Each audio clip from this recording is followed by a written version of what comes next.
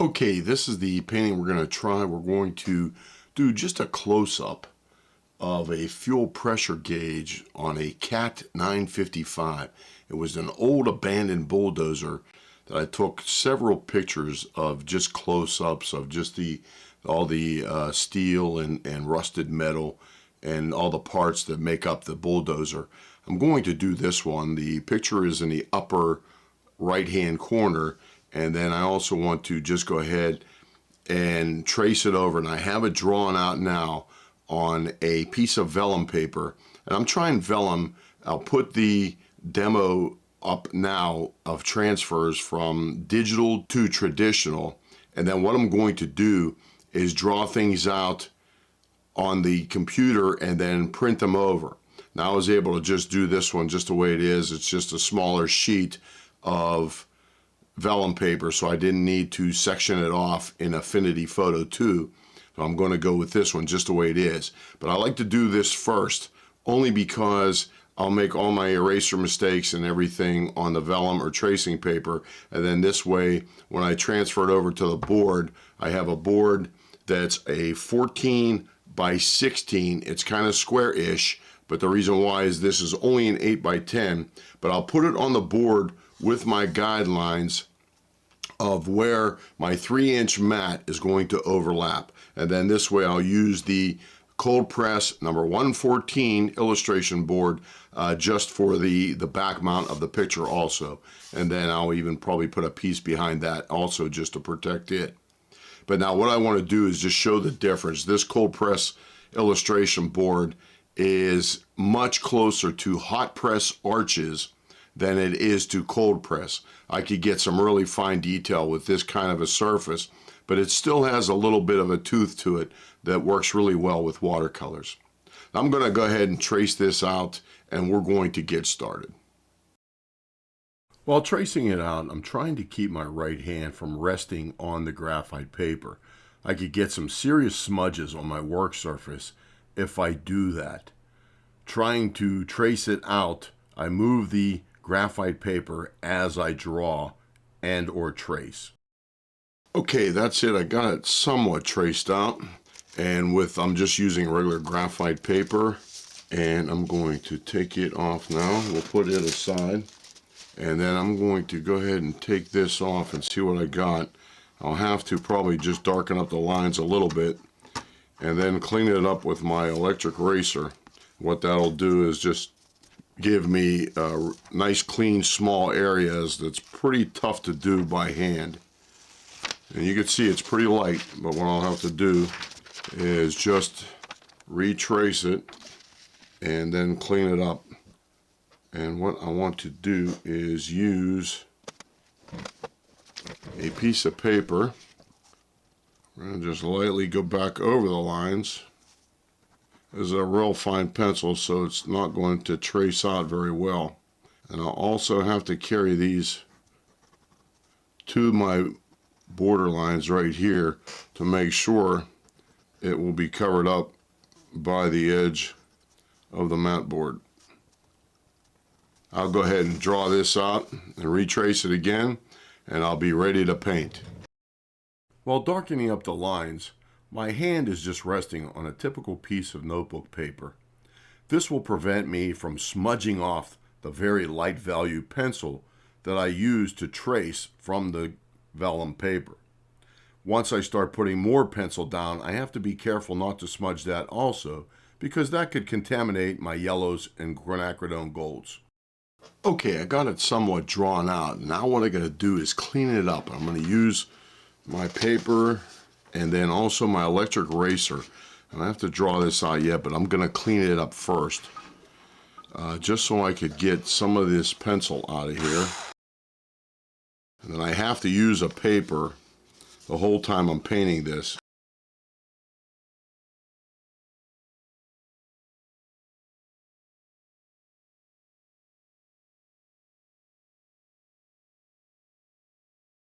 Okay, I found my brush. I want to use it, not my hand. Otherwise, I'll be just smearing the pencil all over again. And we're going to keep on erasing here a little bit. I'm going to go back in and draw in the fuel gauge. Okay, let's draw that in.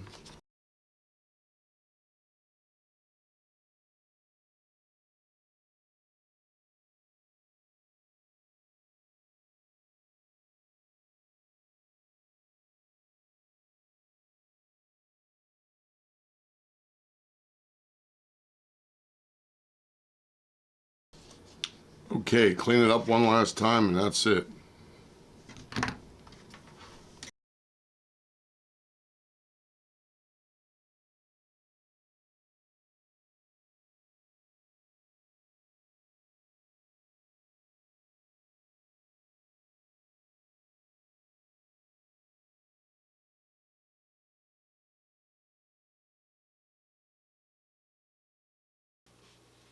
Okay, right in here, all of this I got to draw out a little bit better.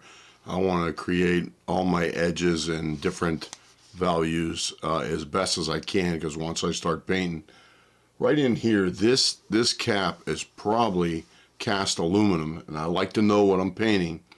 But when I'm painting this, you can see where the yellow chipped off. It's like a real light bluish gray. So I don't want to just paint yellow over everything. I have to paint around those real light bluish gray areas.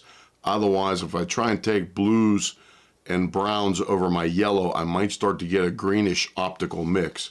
So I want to draw it out really well as to where the light blue is going to be, where the paint wore off. And then you can also see the bolts and nuts have definitely rusted, so I want to put them in a little bit better too.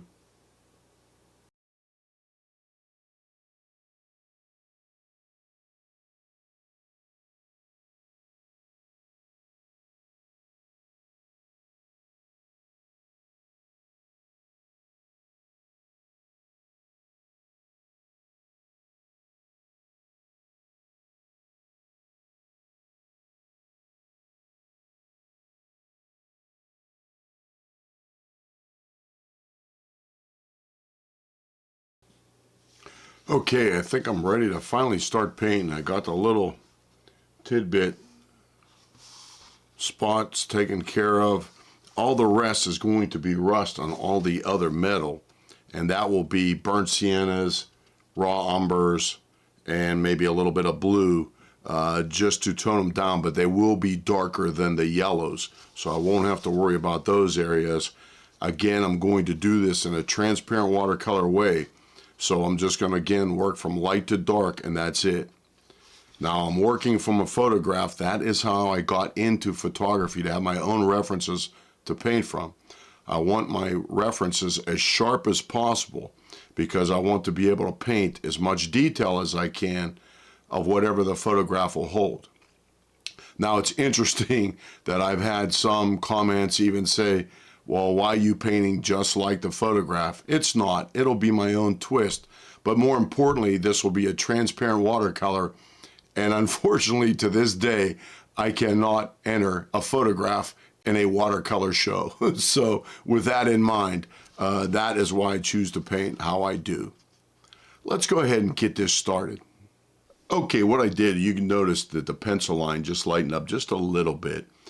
And what I did was take a kneaded eraser over just the yellow areas real lightly. Digitally, I could have just lightened up the opacity of the layer, but that's not possible now. So what I'm going to do is just start blotting in my light blues where the aluminum will be showing, and then I'll know to paint around that with the yellows and the quinacridone golds and probably a little bit of raw umber too in the shadowed areas. Let's go ahead and start painting. Okay, I'm going to work right up in this area. I'm just going to lay out my blues first. The real light grayish blue. I'll start real light because then I even want to make textures over it, and I have to understand that once I keep on building up textures, it's going to get optically darker and darker. And again, I don't want to make it too dark, so I always start out real light because I can always go darker. Now I'm going to go ahead and tape this right here too, and I'll leave that there just to help me with the rest of the drawing behind it, and I'll be able to paint up in here. Now what I'm going to start with is just a little bit of cobalt blue and a little bit of raw umber, just to get me a real light gray, grayish blue. There's my cobalt blue, and here is my raw umber right here. I'm going to even add more water to it. Make sure it's real thin. That looks pretty good there. Now what I do though is when I do these kind of paintings, I also have a scrap piece of illustration board. And then what I could do is just touch down on it. And that's what kind of mark I would get. And that looks pretty good. That's the two colors mixed together. But then I'll be able to add a good bit of texture as I go on. But this will give me a chance to look what it's going to be like, but then also keep in mind, remember, they will lighten up quite a bit, so I'll have to keep that in mind too. And then these are going to be darker up in here, and I will paint these just like this. I might add even a little bit more water, and you can see I'm not going to, now that I'm coming down around the side, this is what I would just call controlled washes. I rinsed out my brush, and I'm just going to take a clean brush, pull some of that down, because I want to make this look rounded right here. And this will be darker up on top. And then I could, again, always make it darker, and I'll probably go to a smaller brush too. This is a little bit on the moppy side. But then once I get these blocked in, then I'll know where to paint my yellows. And this is just a base coat. But I have to make sure, if I want to take detail or sharper edges to this, I have to make sure I let this dry first, or it'll just keep on puddling out and keep on making just a darker and darker mixed color.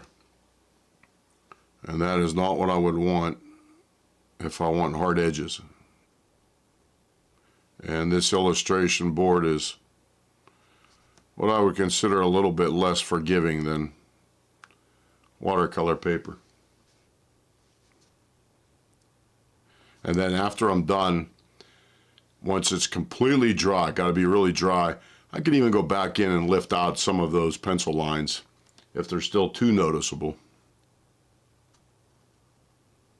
But once I start painting in my yellows, I gotta be somewhat accurate, because I can't, again, take lighter colors back over dark. So usually as you get darker and darker, those are the colors that get more and more critical, because you're painting around the light colors. But you gotta make sure you keep the light colors the way you want them. And again, I could always go back in and redefine these areas of what's what. These back in here are going to go pretty dark, but I just want to make sure I leave myself room to take it darker. Right now I'm real light, so that's okay. And then what I'll do a lot of times is, sometimes I don't want to leave myself a straight edge, so I rinsed out my brush, and I'll just soften that up and blend it in, because then I could always blend another color back in the opposite direction. But if I relieve a real hard edge there when it's not supposed to have an edge, then I'll have a hard time getting rid of that edge if I just want a soft transition. Let's put a little bit, and it's going to be darker right in here.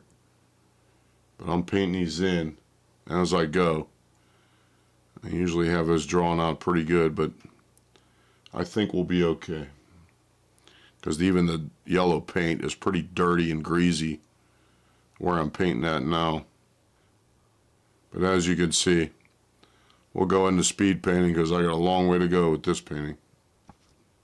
And I like to build it up slow, because again, like I said, you can't build it up darker and darker real quick, because it'll just keep on puddling together, and the layers of paint will just keep on mixing, and you'll end up with a mess in most cases.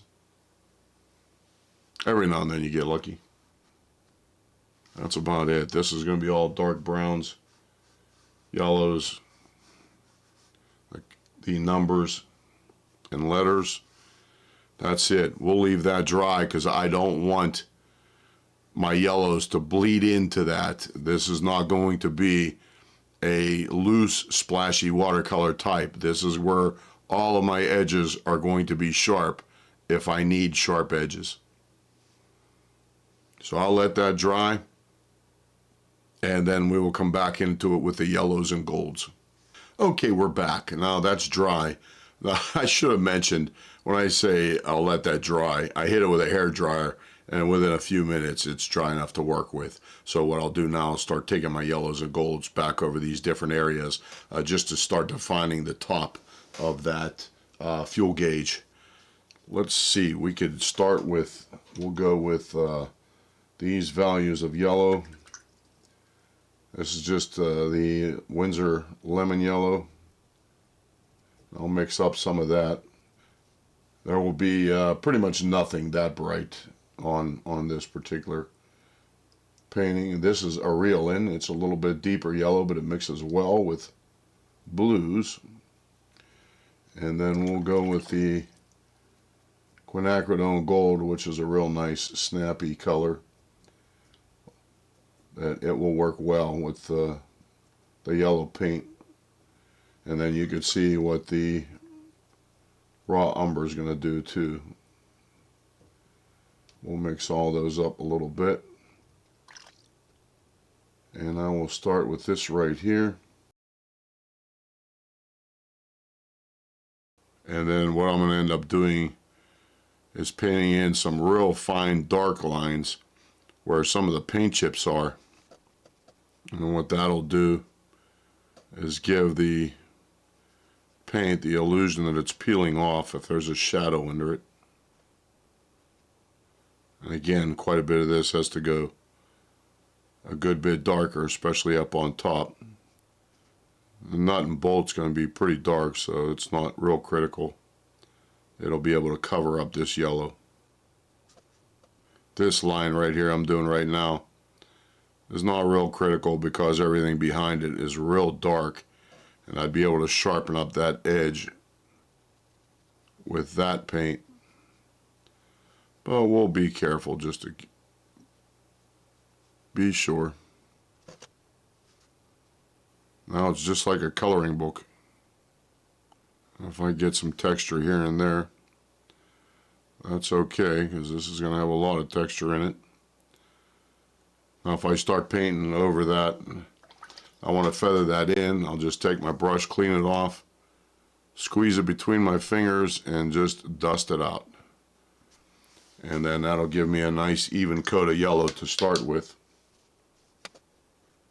I'll have to paint around this because I got some light blues up there I didn't do yet. If it's darker grays of the light blue, I can go back and put it back in, as long as I'm sure it'll cover up the yellow.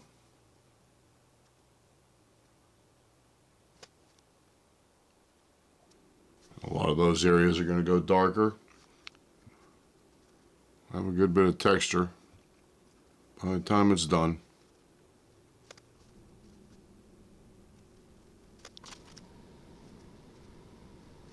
It's almost like painting on glass. Pretty smooth. As long as I have an edge to work with, I'll have to shade that down into the edge, and then I'll have to shade the other side down into the edge. So I could pretty much stop there and not worry about any issues of overlapping colors. But this is going to be all how I have my colors mixed, and the paint to water ratio. That line should be gone.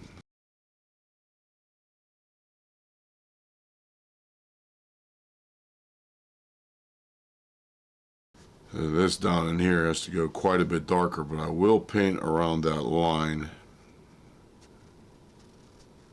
I'll wait till it dries to lift up those eraser shavings. Okay, one last little note before I get started here with the speed painting. I went ahead and broke out a Rhapsody Kolinsky sable, and there's a big difference between the sable and the squirrel. This one is the squirrel, and what happens is when I wet it down, I used it that it'll hold more water, but it's also a little bit more floppier. If I push on it and dry it out a little bit, it'll stay a little on the crooked side, where if I spin it around, you'll go see how it's turning one way now, where if I do that with the sable and blot it, it has more spring to it, so it'll stay straight no matter how I turn it. So one is a little bit more floppier, but it holds more water, and the other one is a little bit more springy. It holds less water, but better for detail because the point is always where you want it to be. So I just thought I'd bring that up too before I get started on the speed painting, that I'll be using this one now a little bit more often. If I want to give big layers of coats of paint in a larger area, then I'll use the floppy squirrel brush. But if I want to get a little bit more precise, then I'll use the sable brush. Okay, we're off to speed painting. Staying with my mop brush, I'm just still blocking in the Winsor yellow. This will be the lightest parts of the illustration itself. Right now they appear a little wee bit darker just because they're up against the white background. That will all soon be inverted. Now working in with the quinacridone golds, these would be that same Winsor yellow back in the greasier parts or even the more shadowed parts. The burnt sienna makes an excellent color to start with for all my rusty areas. Constantly working around the negative shapes, I'm always painting around the lighter parts of the painting. I will go back to my pencil every now and then just to make sure my proportions and pieces are accurate as I could get. Again, I cannot go back and lighten anything up. With a little bit more blue in the browns, I'm working in the oily, greasy parts of the engine now. Drawing in some of the areas. Here I made an honest mistake not watching my reference, and I wet out the paint, constantly wetting and re-dabbing with a Kleenex to lift out the color. Working in some of my background shapes, I want to get a little bit more detail in the darker areas, just so I don't leave a gob of gray. I'm going to go back in and redo my photos to get more detail. Okay, I'm going to make a quick photographic adjustment just to show you how we could fill in some of the shadowed areas before it's too late. While the background is still fairly light compared to what the background is going to be, I could still add some subtle shapes, curvatures, lines, but what I want to do is lighten up my photo a little bit. Now this is the photo we're using right now the way it is. Now what I could do is in Affinity Photo 2, I'm going to go up to the persona mode, and it is the development persona right here, and I'll click on that. Now I'm going to be able to develop. Now I'm not going to get into Affinity Photo 2 itself at all, but what I just want to show you is what a difference a tweak in the shadowed areas will make for this particular photo. Now if I go down here and click on shadows and highlights, that's exactly what I want. If I take this up to about 10%, we'll start there. Now I can already see what is going on in some of these areas, whether there's lines, plates, hoses, bolts, just anything that I can add, and some of the shapes will start to come out completely different, that whether it's a mounting plate, a hook, it's all going to make a difference in our finished result. Let's take it up to 15 and see what that does. Now, if the photograph starts to fall apart a little bit because it's not an HDR, I'm not concerned about that. I'm concerned right now just about shapes and textures. That one ain't too bad at all, but then I don't think the photo itself is actually falling apart very much. There's a little bit of noise in it, but that's acceptable as far as a reference goes. That I could use just the way it is. Now what I'll do is then just save this like it is. I would export it. First I have to click on develop, that I want to save my changes. And that's it. Now those changes are there. Now when we import this in, I could see a lot more shapes and lines back in there that I could just fill in some of the blanks in our painting, that way we'll have a little bit more information to go by. I'll go ahead and export this and we'll get back to painting. Okay, I went ahead and did some lightening of the shadowed areas in Affinity Photo 2. The upper right hand corner is the photograph I'm using now. Let me go to the new one. I think I lightened it up about 15%, and there's the new one. Now I could see a little bit more detail, a little bit more texture in the back dark areas. This will give me the opportunity to really add some just more or less details of the shadowed areas. I just don't want it a big giant gob of gray or dark black, even going towards black, only because then it'll just become a dead space with no interest whatsoever. So just by putting in some of the dirty, greasy shapes, it will add some interest, hopefully. Let's go ahead and do some more speed painting.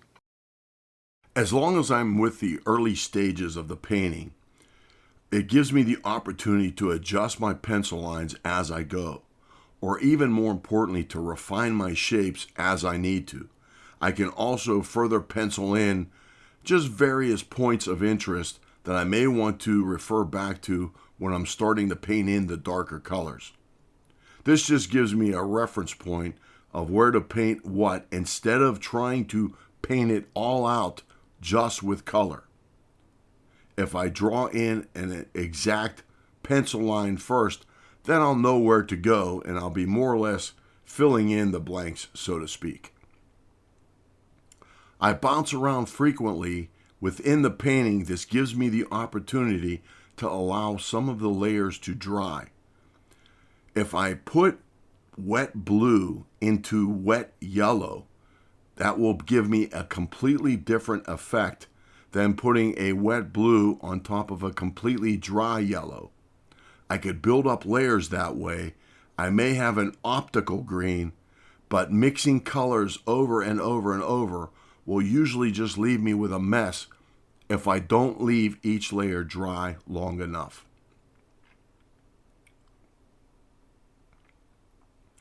Working with different layers, this gives me the opportunity to build up vibrance.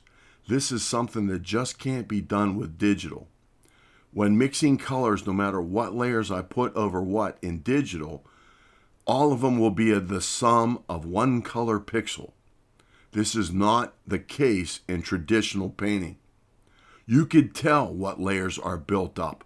If I put a haze of white over other colors, you could see that the white was put on top of the underneath colors, versus what would end up in digital is just, again, the sum of all those colors together.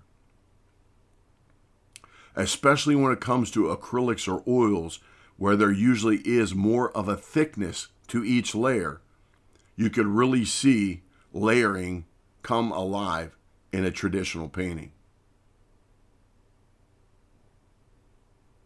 Right now I'm just blocking in all the darker areas, trying to refine over and over, bouncing around again, and I'm still staying with the same color combinations that I need to work with in any given area, so my colors are changing quite a bit. Let's take a look and see what we have.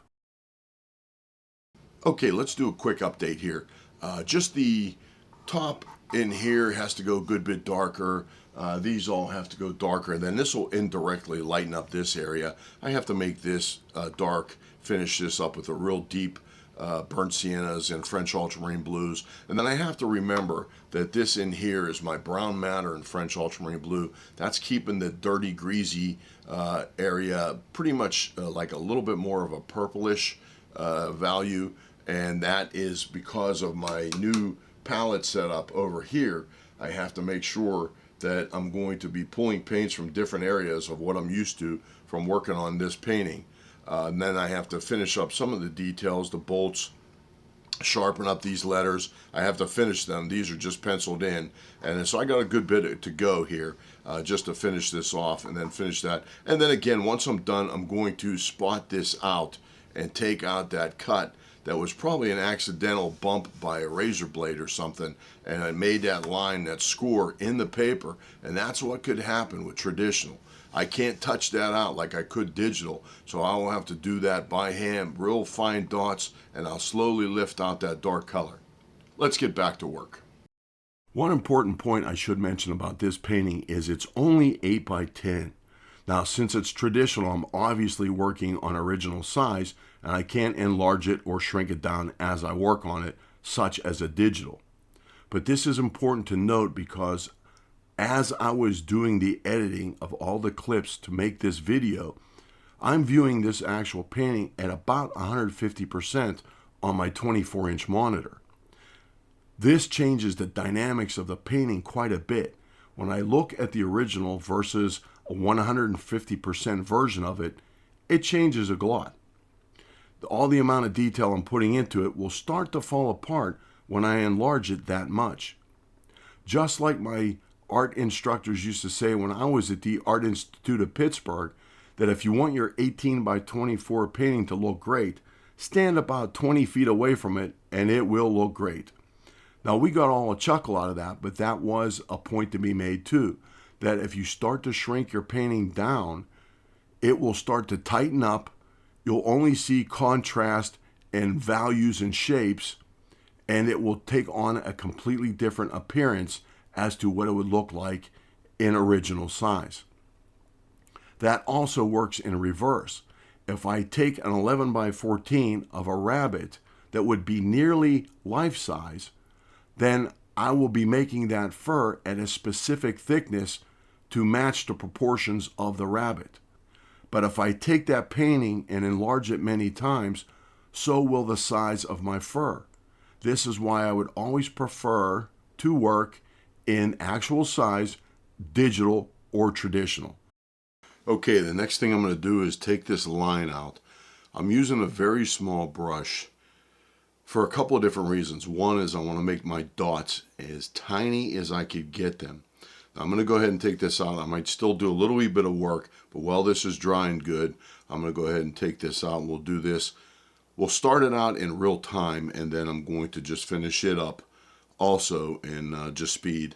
But what I want to do is mix up some white right here.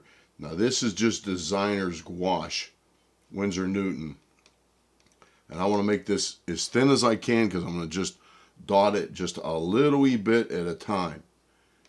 And what I want to do is just dot right over that line, and I'm going to just lighten it up ever so slightly. But what I want to do is take that line out because that was from a cut in the paper.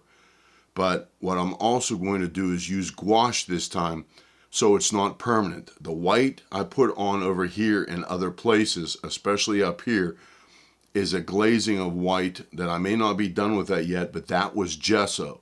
And that will dry and seal the paper. I don't want to do that this time. I want to be able to reverse it if I take a little bit too much white to this and it starts getting to be a white line instead of a dark line. Let's start real subtle. And the reason why I'm using a really small brush too is because it can't hold much paint.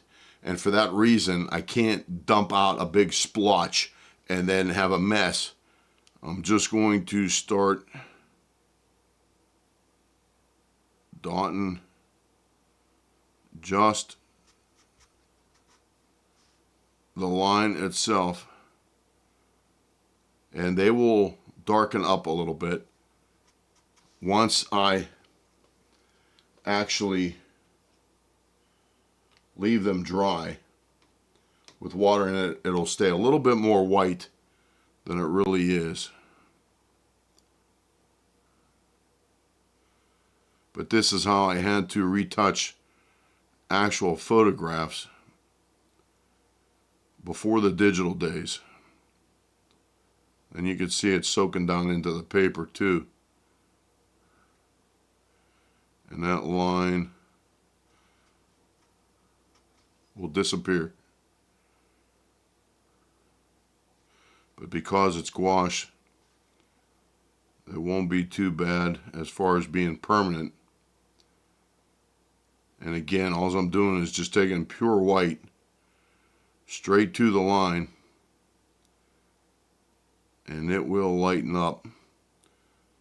So I slowly match it to what's around it, the values and colors around it. So I'm not mixing any kind of exotic blends to bring it up to what's around it. I'm just actually using pure white and that's it. But I may have to do this a couple times because, again, it will darken up as it dries and soaks into the paper.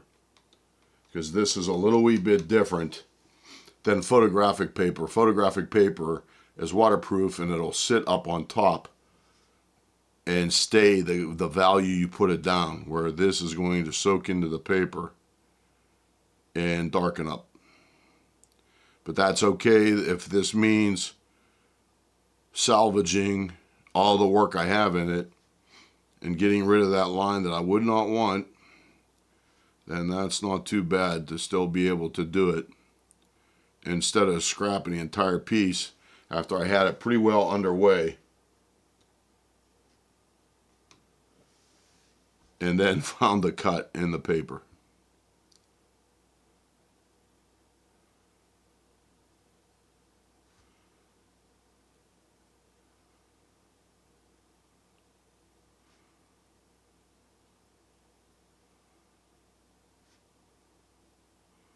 Well, I might even be able to finish it in real time too, if I have the right mixture of white to water. Then it'll stay light enough as it soaks in. But when I was in school and we had to do these for class projects, it was one thing to be able to retouch a photo, but the idea was you had to do it so it didn't look like it was retouched. In other words, we had to spray fixative over the photo so it would take a water-based medium, such as either acrylics or watercolors. Some students like to use airbrush, depending on what you were retouching and how you had to retouch it. But when you make tiny little dots, they're pretty tough to pick up by the human eye. Whereas if I have to start blending this and painting it like an opaque paint, then I would be just about better off using an acrylic to the point where it would be an opaque retouch, not necessarily what I'm doing now. Even over the yellow, I'll still take that same white. For this particular case, I'm barely using any white at all.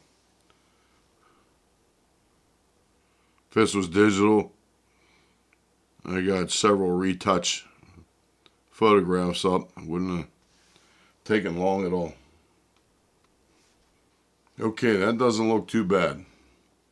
Let's leave it there. We'll leave it dry for a while, see if it lightens up too much. Now I can either go back and try and scrub it out just a little wee bit to mix the colors in with the white, and that'll tone it down. Or if it's still not dark, if it's still not light enough, then I could take more white back into it. But I gotta wait and see how it dries first, because that's one thing about illustration board.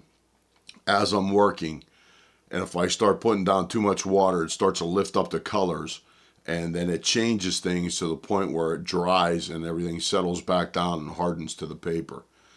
So that's one big difference between illustration board, cold press, and cold press watercolor paper. If I do my detail paintings, then I would definitely use cold press illustration board. It is quite different than cold press watercolor paper. Let's let this dry and go back to it in a little bit. Okay, I left it dry for a while, and it looks like it's pretty good just the way it is.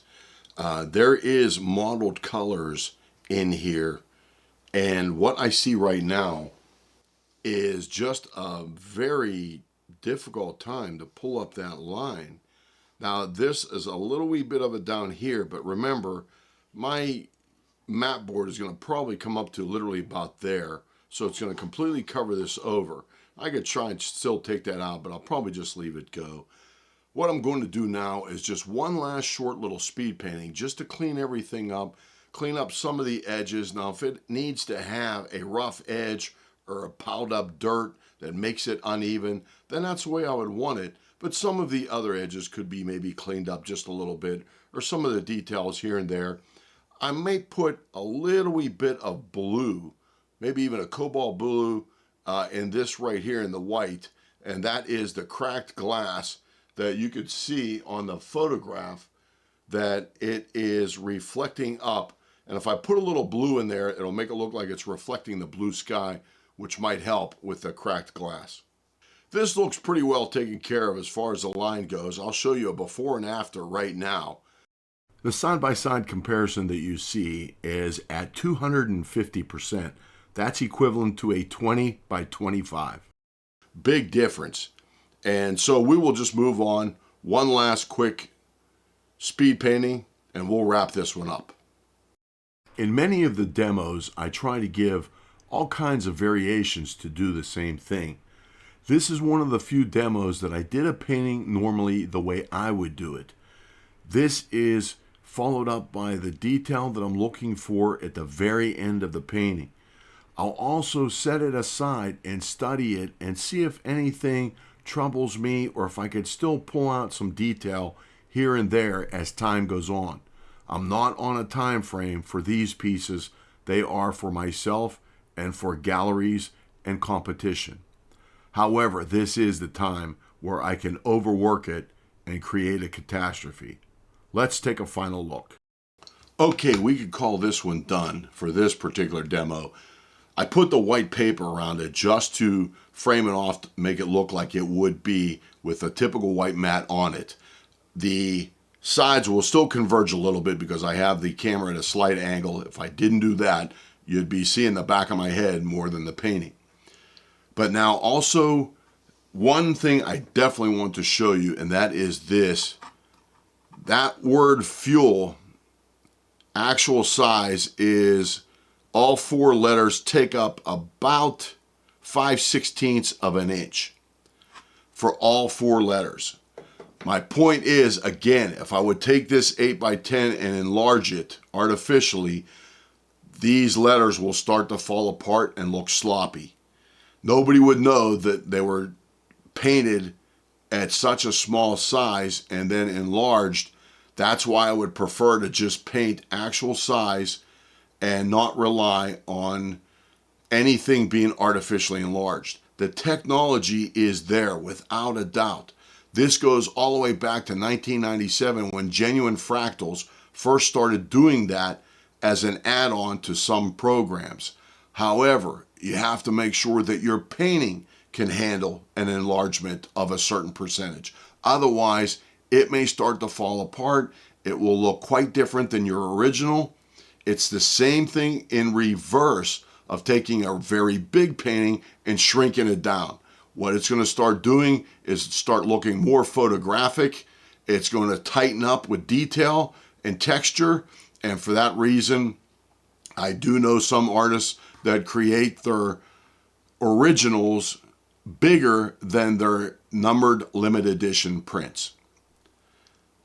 This piece I would consider finished.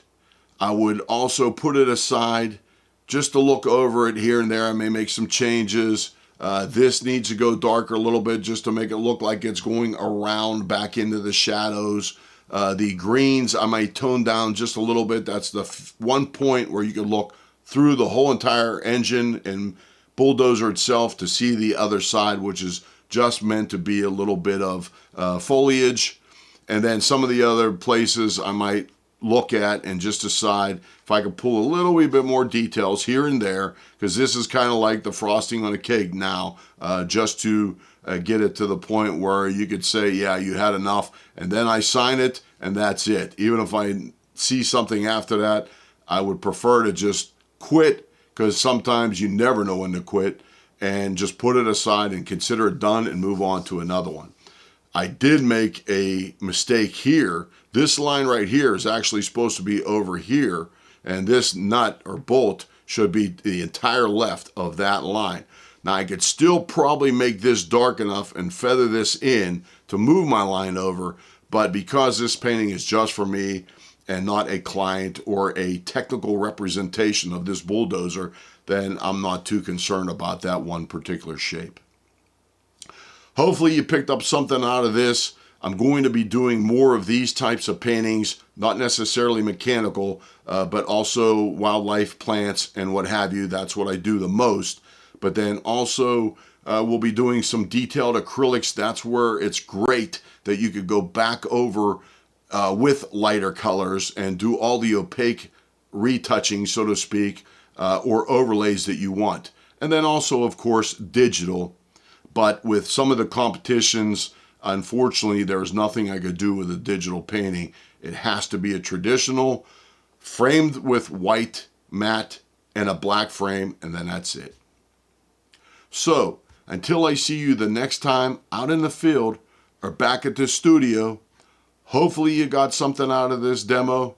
Thanks for watching.